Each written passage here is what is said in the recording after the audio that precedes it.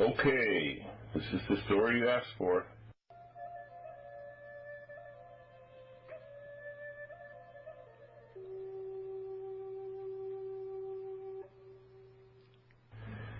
Greetings. This is the story of the blind man and the wooden frog. A symbolic folk tale on friendship from backcountry Arkansas.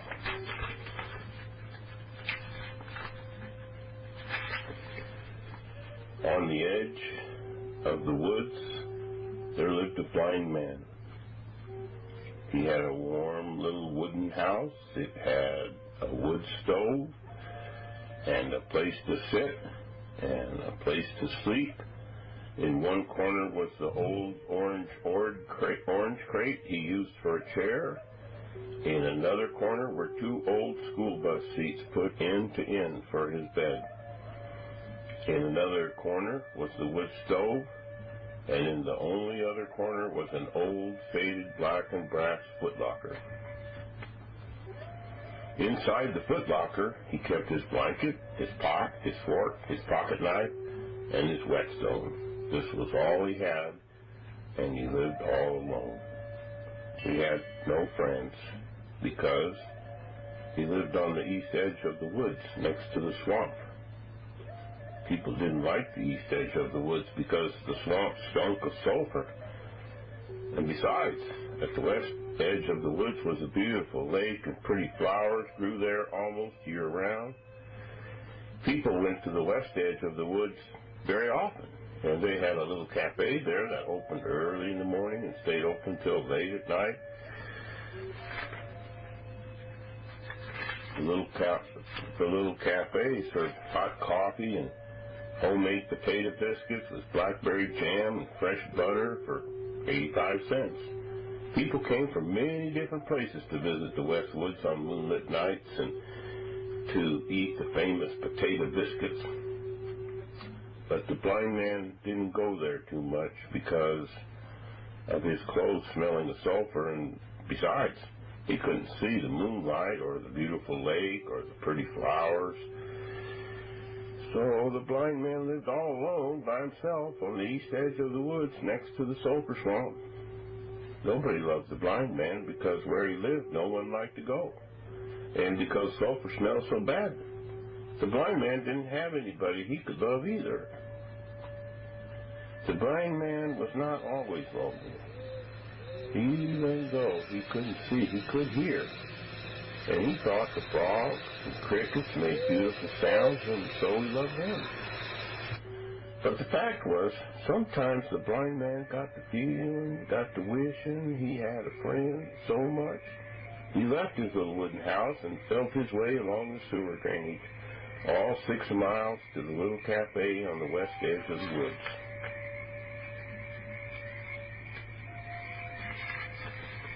The owner of the cafe was a kind man and always gave him for free 2 cups of coffee with fresh cream, 4 hot potato biscuits, the biggest ones he could find, and all the blackberry jam and fresh butter he could eat, except that the owner always had the blind man sit in the far corner where the sulfur smell wouldn't bother the other customers so much. The blind man liked to hear the people talk to each other and about all kinds of things, and always wished someone would talk to him, but no one ever did because he stunk of sulfur so bad. One day, the blind man went to the corner of his wooden house where the black and brass footlocker was, took out his pocket knife and his whetstone.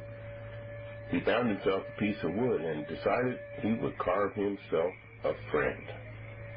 "We will go everywhere together, me and my friend," he said to himself. But the blind man didn't know how to start. And so he went outside and sat down on a log by the swamp and began to cry quietly to himself while he waited for night to begin. Since the blind man couldn't see, the only way he could tell the difference between day and night was that night began when the first frog started to croak, and day began when the last cricket stopped its chirping.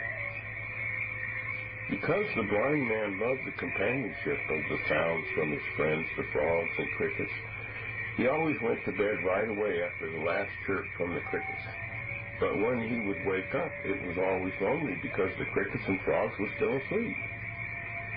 And so that is when he did his chores and fixed his only meal, and after his meal he would always go outside and sit down on the log by the swamp, wait for night to begin. As he was crying that day, waiting for night, wondering how he could start his new friend, the first frog croaked. And then he knew. He would carve himself a wooden frog that could be his friend. So, for many nights he sat quietly on the log by the swamp, listening very carefully to the sounds the frog made, while at the same time feeling all over the piece of wood with his fingers. Finally, after many nights of listening to the frogs, he decided how he should carve the piece of wood. And he began. He would make tiny little slices in the wood, then feel it, and listen to the frogs very carefully. And very carefully he would make another slice, feel, and listen. He fashioned the piece of wood into a friend in this manner, very slowly and very lovingly over a period of many months, trying very hard to make sure his piece of wood turned out to be a frog. Several times he took his piece of wood along with him to the cafe and sat there smiling, feeling his piece of wood and making improvements here and there from memory.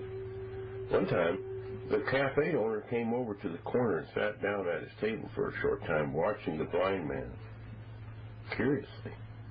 He asked him what he was doing, and the blind man told the owner he was making himself a wooden frog. Then the owner inquired how he could carve a frog if he couldn't see one. By listening to how the frogs sound, the blind man replied with a confident smile. The owner looked across the table at the shapeless wooden form and inquired of the blind man how far along he was. "I'm almost done." The blind man smiled again.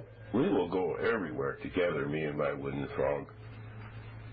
The owner said nothing, but some of the customers who had looked on began to laugh.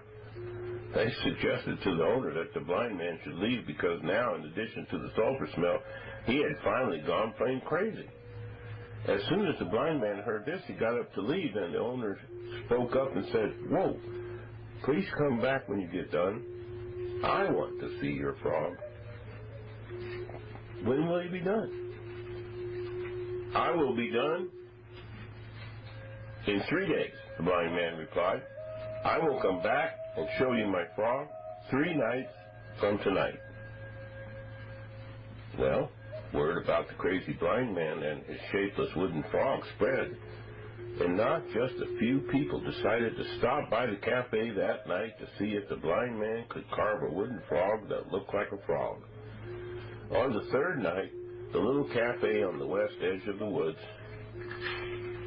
by the beautiful lake was near full, but for the small table in the far corner which sat empty, waiting for the blind man to arrive.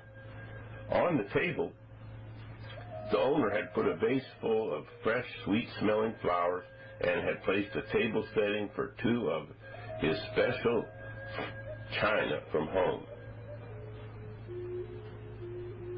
There were 2 white silk napkins and a bottle of fine wine laying cockeyed in a bowl of ice. Everybody was waiting. Some people were already laughing.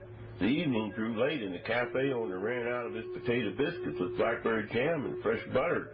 And soon after that, people began to get restless, but finally, they heard the blind man's stick scratching across the wooden steps, and then against the cafe door.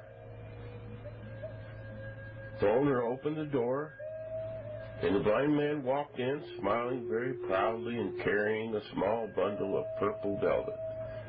The owner took the blind man to the far corner and poured both cups full of coffee and sat down across the table. Except all the people were too impatient to wait and began demanding to see the frog. One man spoke up. "Hey, won't you tell us how the blind man can carve a frog he can't see?" But the blind man lost not one speck of his proud smile and quickly replied as if to say, "Simple. I just listened very carefully to how the frogs sound. Made a little cut, listened some more, made another, always going slowly, carefully, and listening and checking until my fingers felt it right, and then today I finished." The blind man reached down to the table where the purple velvet bundle lay, found it, and opened it, saying, "See my wooden frog? We will go everywhere together, me and my wooden frog." All the people except the owner looked at the shapeless piece of wood and broke out into a wild laughter, and slowly, one by one, walked out the door. When they had all left, the owner of the little cafe at the west edge of the woods locked the door and pulled the shades. "I saved you 2 biscuits, just enough jam and butter." He brought them over to the table and put them on the blind man's plate. The blind man's head was down. He was silent. A tear dropped from his face and made a soft plop sound when it hit the fine china plate. May I hold your frog?" the owner asked. The blind man nodded. "Now, you say you held the wood in your hands and listened to the frogs to decide how you would cut the wood." The blind man only nodded. The owner held the piece of wood gently between both of his hands and closed his eyes for a very long time. Then, all at once, his face broke into an astonished smile, and he shouted, "This is a frog! It really is!" A sly gleam came into the owner's eyes. "Would you sell me this frog?" But the blind man raised his head, took his frog back, and held it in his hands for a while, then began to smile again.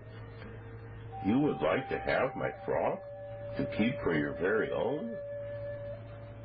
"Well, not," the owner replied, interrupted by the blind man. "Then I want you to keep my frog to be your very own. I give it to you as a friend." The owner wrapped the frog back up in its piece of purple velvet and took it and put it in a very special place where it still is today. He opened the wine, and the two became friends.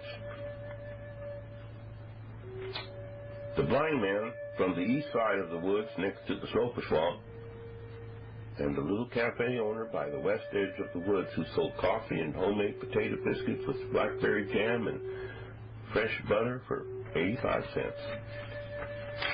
Well, that's it. That's it.